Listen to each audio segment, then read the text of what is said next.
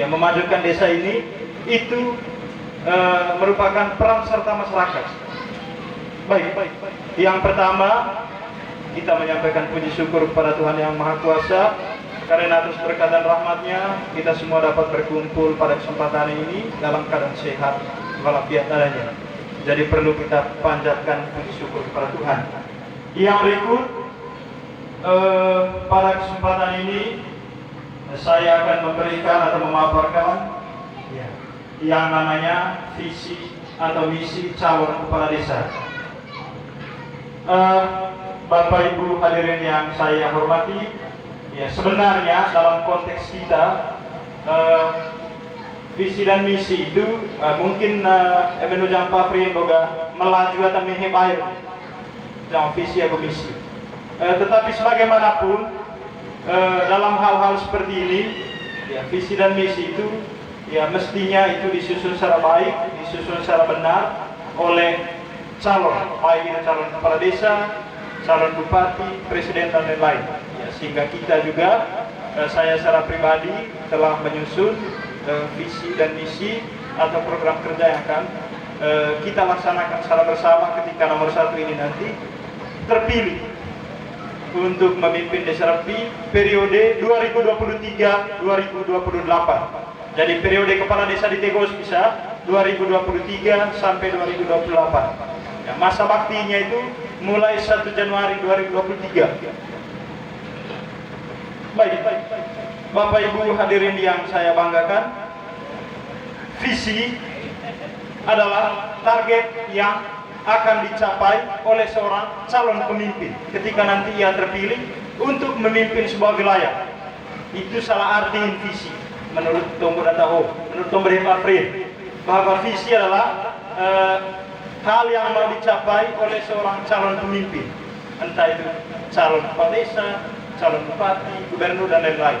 Ya demikian juga saya selaku calon kepala desa Repi di periode ini, tentu saya mempunyai visi. Jadi visi kok salah jauh deo di tengah, jauh sederhana di tengah, target atau tujuan yang mau dicapai oleh kepala desa, calon kepala desa itu dan oleh semua masyarakat. Sedangkan misi itu cara kerja, ngance tercapai visi gitu. Itu ya. Visi boga target yang akan mau dicapai, sedangkan misi enggak apa pandai dite, apa pandai calon kepala desa dan pandai sangat beroeng supaya misi ini bisa mencapai target. Ya, jadi itu penjelasan sederhana terkait dengan visi dan misi. Jadi Bapak Ibu sekalian yang saya hormati, visi God Polisi Sundaku saya sudah merenungkannya berbulan-bulan untuk menyusun sebuah visi yang menurut saya sangat bagus, sederhana. Visi calon kepala desa Repi nomor urut 1 yaitu mewujudkan tata kelola pemerintahan yang baik demi terciptanya desa Repi yang aman, maju, sehat dan bersih dengan berlandaskan keadilan, gotong royong dan kekeluargaan.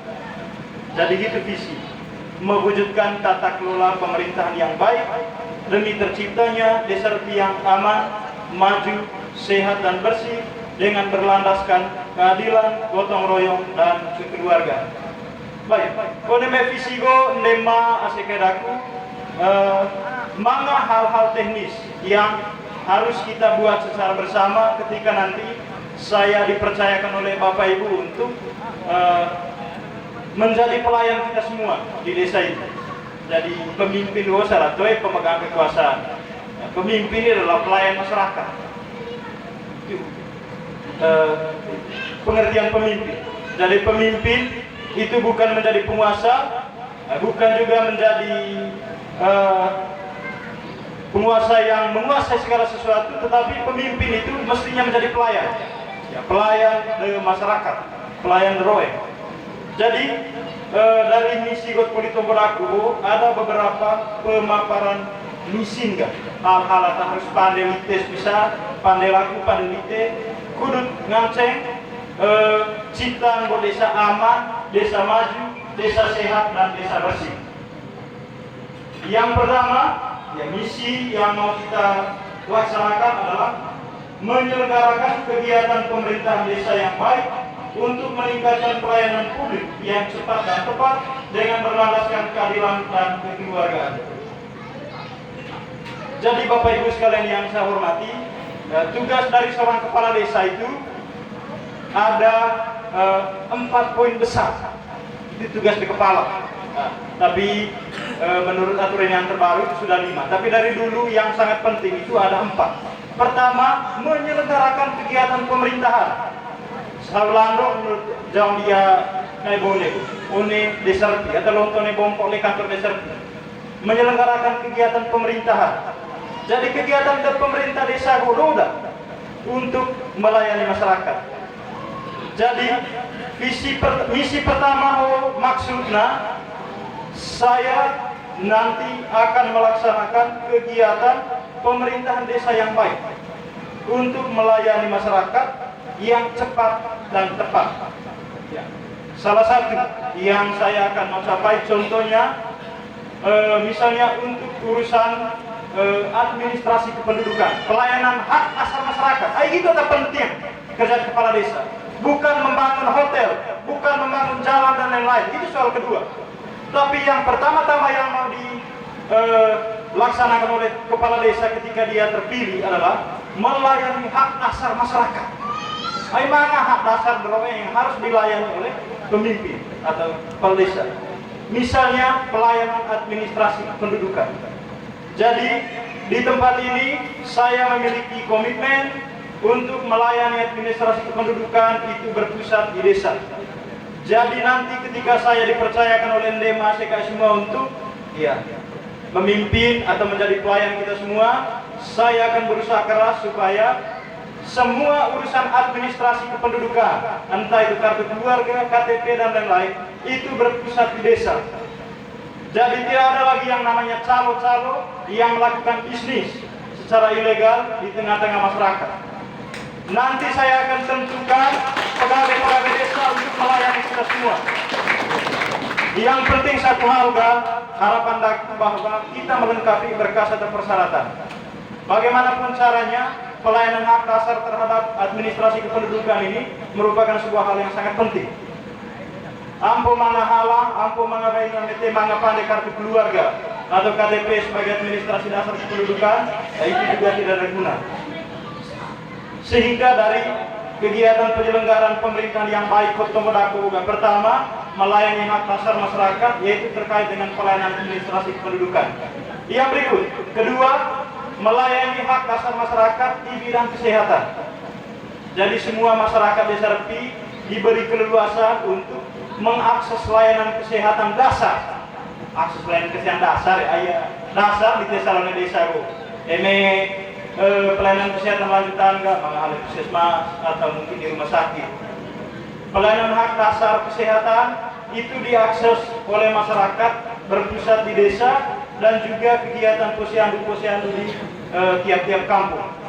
Jadi nanti saya akan berusaha keras supaya pelayanan kesehatan masyarakat itu bukan saja berpusat di desa, tapi diusahakan pelayanan kesehatan itu dilakukan di tengah-tengah masyarakat. Yang berikut, pelayanan tentang konsultasi publik komersial, konsultasi hal-hal teknis yang berkaitan dengan kegiatan atau mobility. Ya, misalnya konsultasi terkait dengan data bantuan. Ya, nanti ketika saya dipercayakan oleh Bapak Ibu semua, konsultasi yang terkait dengan data bantuan itu nanti saya akan bantu. Toy aku terputus tapi nanti saya akan bantu ketika saya dipercayakan untuk menjadi pelayan kita semua. Konsultasi tentang data-data bantuan yang dikeluarkan oleh pemerintah sama-sama. Aku boleh main main, so cara misalnya ada hal-hal teknis terkait dengan data bantuan yang mungkin lelet dan lain-lain, nanti kita sama-sama urus. Itu maksud Boga menyelenggarakan pemerintahan yang baik untuk menciptakan desa aman, maju, sehat, dan bersih. Jadi yang sebenarnya kegiatan penyelenggaraan pemerintah desa ini ada banyak. Dia kan disebut banyak, tapi itu merupakan contoh-contoh dasar tadi, contoh-contoh praktis yang mau saya laksanakan nanti ketika saya dipercayakan oleh Bapak Ibu untuk memimpin desa ini. Yang berikut, membangun kerjasama lintas sektor dalam pelaksanaan pembangunan desa di bidang pertanian, perkebunan, peternakan, dan kepariwisataan. Jadi kenapa melakukan kerjasama lintas sektor? Kerjasama lintas sektor itu maksudnya kerjasama pihak ketiga, atau dengan pemerintah kecamatan, atau dengan pemerintah kabupaten, dan sebagainya. Itu maksud kerjasama lintas sektor. Atau juga dengan tua gendang, atau tua suku, tua panggai, itu bisa untuk membangun desa. Itu bisa. Kenapa dilakukan kerjasama lintas sektor? Karena desa ini dia memiliki keterbatasan. Kita punya desa memang keterbatasan. Yang pertama keterbatasan keterbatasan sumber daya manusia, sumber daya teknologi, dan terutama sumber daya pemasukan desa. Desa ini tidak memiliki uang. Kepala desa tidak memegang mesin untuk mencetak uang. Sehingga dari kekurangan-kekurangan ini nanti kita coba menata bagaimana kita melakukan atau mencari solusi supaya kegiatan pertanian, kegiatan peternakan, dan lain-lain di desa kita ini ya bisa setara dengan desa-desa lain di Manggarai Barat ini. Itu maksudnya. Jadi kenapa desa melakukan kerjasama? Karena desa menyadari bahwa begitu banyak kekurangan di desa. Desa tidak semena-mena atau serta-merta membangun itu, membangun ini, sementara desa ini tidak memiliki keterbatasan, entah itu keterbatasan sumber daya, teknologi, dan juga sumber daya pendapatan desa atau keuangan desa. Yang berikut, membangun sarana-prasarana prioritas untuk meningkatkan pertumbuhan ekonomi masyarakat desa. Ya, saya rasa di Selama Boga sudah merasakan pembangunan sarana-prasarana prioritas. Maksud sarana-prasarana prioritas itu sarana dan prasarana yang sesuai dengan situasi dan kondisi di TCU. Misalnya, situasi dan kondisi petani. Ya, tentu yang dibangun bukan pariwisata. Kita petani, kok yang dibangun pariwisata? Kan tema konek tuh. Kita petani, yang dibangun adalah pertanian. Sehingga ketika nanti Bapak Ibu semua mempercayakan saya untuk menjadi pelayan di desa ini, ya nanti saya berusaha keras untuk membangun sarana-sarana prioritas. Yang ada kepala. Sarana prioritas sesuai dengan situasi dan kondisi deroeng oleh desa Go. Itu yang kita bangun. Yang berikut, mengelola dan memanfaatkan seluruh aset dan potensi desa sesuai kewenangan desa untuk menciptakan desa maju. Ya, sesuai dengan kewenangan desa. Desa selama apa benar? Jangan undang-undang. Misal boga bapak untuk lino roe, bapak untuk pandai baik, bapak untuk pandai halang, itu semua adalah bapak desa. Toe bapak untuk pandai pak wata, toe bapak untuk kenalau terhadap potensi dan aset desa. Bukan itu maksud kewenangan. Kewenangan hak yang diberikan oleh desa kepada pemerintah desa, bukan kepada kepala desa, kepada pemerintah desa untuk mengelola potensi dan aset desa. Ya. Salah satu aset desa di TCO misalnya aset yang paling bagus itu menurut saya adalah kawasan pariwisata desa. Ya, meskipun kita belum mengelola secara baik karena keterbatasan sumber daya yang tidak cukup, tapi itu merupakan salah satu aset terbaik kita. Yang berikut juga aset budaya. Budaya pada dicek, itu semestinya diberdayakan, ya, ditingkatkan, dipelihara, dilestarikan supaya tetap terpelihara dengan baik. Itu maksudnya. Yang berikut, melaksanakan berbagai pelatihan kemasyarakatan sebagai upaya pemberdayaan masyarakat desa. Jadi saya akan berusaha nanti untuk melakukan pelatihan-pelatihan. Tentu tidak kuat apa adanya. Kita akan buat dalam bentuk wadah begitu. Kita laksanakan secara bersama pelatihan-pelatihan sederhana yang memungkinkan terjadinya pemberdayaan masyarakat. Yang berikut, membangun melaksanakan kegiatan pembinaan kemasyarakatan untuk menciptakan desa aman, sehat, dan bersih. Pembinaan kemasyarakatan kok maksudnya kegiatan pada di teknologi, misalnya bulan bakti gotong royong atau kegiatan-kegiatan lain yang membuat desa kita ini aman, sehat, dan bersih. Pembinaan kemasyarakatan ini itu bisa juga dilaksanakan melalui kerjasama lintas sektor, entah itu dengan tua gendang, entah itu dengan RT, dengan RW, dan lain-lain. Itu maksud. Yang berikut, membangun kemitraan dengan lembaga kemasyarakatan desa untuk membahas isu-isu strategis desa. Kalimat yang koordinasi isu strategis desa. Jadi salah satu contoh isu strategis desa misalnya isu tentang pariwisata, kereta api. Bagaimana seorang pemimpin desa itu membahas atau menangkap isu itu, membahasnya bersama masyarakat, bersama dengan tua gendang, bersama dengan seluruh masyarakat di desanya untuk menangkap peluang maksud isu, menangkap isu, menangkap peluang yang nantinya bisa membuat desa itu maju, membuat warga masyarakat itu hidup baik, hidup aman, hidup tenang, dan sebagainya. Baik, Bapak Ibu sekalian yang saya hormati, mungkin ini adalah beberapa misi yang nanti kita sama-sama kerjakan untuk mencapai target atau mencapai misi yang telah saya utarakan kepada kita semua tadi. Baik, yang berikut yang mau saya jelaskan di sini juga terkait dengan program kerja dari kepala desa, mungkin yang tidak ada di dalam visi ini. Kenapa pada malam ini perlu saya jelaskan kepada kita semua supaya ITB tidak salah kaprah, tidak salah menilai, tidak salah untuk meneliti dan lain-lain terkait dengan kebijakan-kebijakan yang dikeluarkan oleh pemerintah desa atau oleh kepala desa. Jadi desa ini diberi keleluasaan menurut undang-undang untuk menyelenggarakan kegiatan pemerintahan desa, melaksanakan pembangunan desa, kegiatan pemberdayaan masyarakat, pembinaan masyarakat, dan penanggulangan bencana, keadaan darurat, dan mendesak di desa. Itu kerja kepala desa. 5 tugas pokok kepala desa.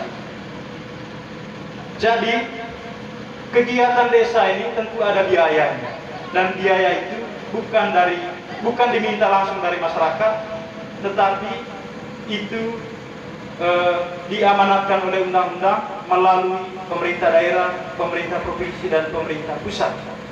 Jadi baitang di selama bahwa mana dana desa.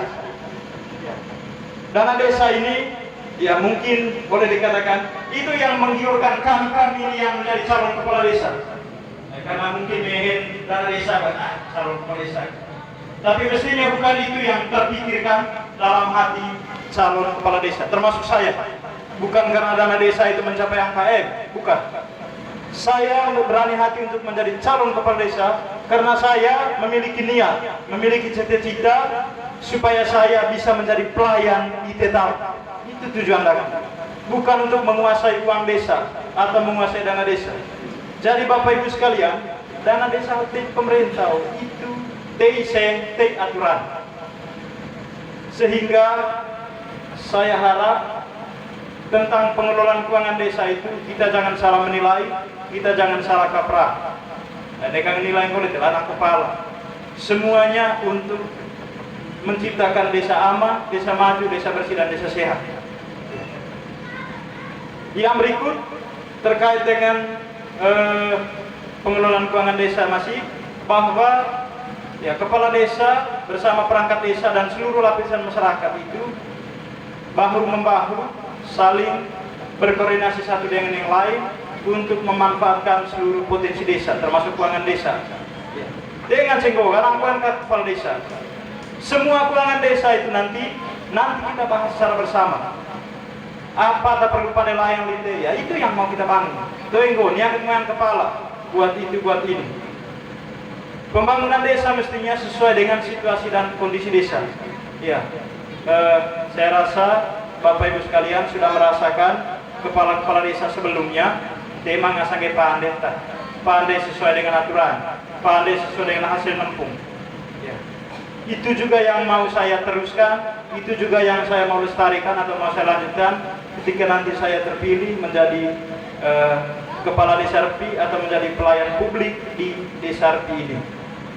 Yang berikut, amang atau janggo visi misi hota mungkin masih bayar melaju. Visi misi semenung tempat aku pertama itu hanya sebagai gambaran umum. Tenggoga itu kita harus pandai. Gambaran umum yang nanti mau kita capai secara bersama. Tetapi kegiatan apa yang akan yang dites pihak ketika saya nanti terpilih itu mana boleh tempat, mana waktu, mana situasi dan kondisi tertentu yang nanti kita sama-sama bahas. Misal jangan aku ingat membangun kerjasama lintas sektor dalam pelaksanaan pembangunan desa di bidang pertanian, perkebunan, peternakan dan pariwisata. Ya tentu itu sangat tahu. Misalnya di bidang pertanian apa tak sesuai situasi dan kondisi di Tindo itu kita pandai.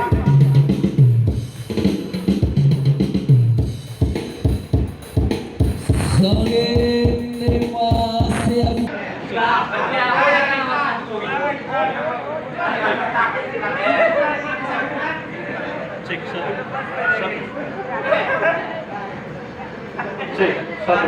Baik, Nekarabu, itu adalah kesalahan teknis melaju. Jadi kita teruskan. Jangan lupa bahwa membangun kerjasama lintas sektor dalam pelaksanaan pembangunan desa di bidang pertanian, perkebunan, peternakan dan pariwisata. Tentu dia sangat tahu.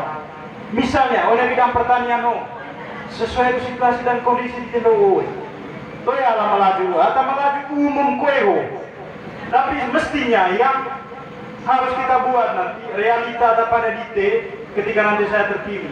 Oleh nempung bahas. Tapi tidak lari jauh dari visi dan misi ini. Itu maksudnya. Yang berikut, membangun sarana prasarana prioritas. Sarana apa yang ada prioritas dite menurut lelo dite menurut kebutuhan dite oner pigo. Itu dipandai. Tapi melanjutkan doga membangun sarana prasarana prioritas. Teba yang gona sih mati beri, kalau lala hasil tempuh gitu bisa. Tega senggo jangan kalau pada sih mati beri, pada lala itu sama dengan memilah-milahkan masyarakat, itu sama dengan memberi sekat pergerakan masyarakat ataupun pergerakan kepala desa nanti ketika ia terpilih. Sehingga perlu saya garis bawahi. Apa atau pandai dites bisa untuk mencapai target visi dan misi ini pandai nempung. Saya kira atau bangga jabatan RT RW, kepala dusun, tua gendang, tua pangaseo selama selama masa jabatan kepala desa sebelumnya, ya semuanya dibahas melalui musyawarah desa. Itu memang saat kebijakan atau keputusan desa itu yang langsung diamanatkan oleh kepala desa. Kepala desa mestinya menjadi pelayan, menjadi pelindung, menjadi pengatur dalam kehidupan masyarakat di desa. Jadi mungkin seperti poin ketujuh ini, membangun kemitraan dengan kelembagaan masyarakat dalam membahas isu-isu strategis ya. Ini yang lebih penting dari sekian hal-hal yang kita bahas. Jadi dalam undang-undang desa atau dalam undang-undang desa itu sudah diberi amanat khusus bahwa dua gendang itu dia setara dengan kepala desa, dua panga itu dia setara dengan kepala desa. Hanya poin ketiga mungkin beda situasi dan kondisi, beda tempat, tapi dia setara dengan kepala desa. Semuanya bertujuan untuk membangun desa, untuk mengamankan kehidupan masyarakat. Jadi ketika nanti Bapak Ibu memilih saya dan mengamankan saya untuk menduduki jabatan sebagai kepala desa di desa RP ini, saya akan berusaha keras supaya untuk menciptakan desa aman, desa maju, desa sehat dan bersih untuk terak juga butuh kerjasama di desa. Itu yang saya angkuan kepala desa. Sepintar apapun kepala desa tetap memiliki kekurangan. Jadi saran, pendapat, gagasan dan ide dari kita semua itu akan ditampung melalui musyawarah desa. Musyawarah desa sesuai dengan tahapan-tahapan yang telah diatur dalam berbagai jenis aturan tentang desa Ho. Jadi intinya bahwa ketika saya nanti diamanatkan untuk menjadi pelayan masyarakat di Desa Repi ini, nanti saya akan bertanggung jawab terhadap seluruh lapisan masyarakat di Desa Repi. Bukan bertanggung jawab terhadap pendukung, bukan bertanggung jawab terhadap kelompok atau golongan, tapi mestinya bertanggung jawab terhadap seluruh masyarakat di Desa Repi. Yang berikut, pada kesempatan ini juga saya akan memberikan penjelasan sedikit terkait dengan tata kelola keuangan desa. Untuk mungkin tidak terlalu jelas. Jadi tata kelola keuangan desa dia memiliki aturan baku yang mengikat tentang gaji, tentang insentif, tentang honor dan lain-lain. Itu bukan kewenangan kepala desa. Sekali lagi saya tegaskan, keputusan tentang gaji, honor, insentif dan lain-lain bukan hak kepala desa. Memang ada tombong itu itu sama dengan pandai tambang salah paham di teone desa, salah paham deroeng one desa. Semua gaji, insentif, dan lain-lain untuk penyelenggaraan kegiatan desa itu sudah ada dalam aturan. Itu yang di kepala. Sehingga Bapak Ibu sekalian, ende madaku, asekedaku semua, ketika nanti saya terpilih, ya nanti saya akan mencoba untuk memberikan pelayanan yang terbaik, pelayanan yang cepat, tepat melaju honea baliho. Baik, Bapak Ibu sekalian yang saya hormati, mungkin ini beberapa hal yang perlu saya utarakan kepada kita semua terkait dengan intisari atau tema utama kegiatan kita pada malam hari ini. Selanjutnya saya persilahkan kepada kita semua untuk memberikan saran, memberikan ide atau gagasan yang sifatnya membangun. Sekali lagi saya mengucapkan terima kasih atas waktu dan kesempatan yang telah diberikan kepada saya. Mohon maaf mungkin ada kelebihan kata yang sudah saya utarakan kepada kita semua. Sekali lagi saya minta maaf. Terima kasih dan selamat malam. Selanjutnya saya persilakan dulu kepada Pak Aprin untuk memandu kegiatan ini secara lanjut. Silakan.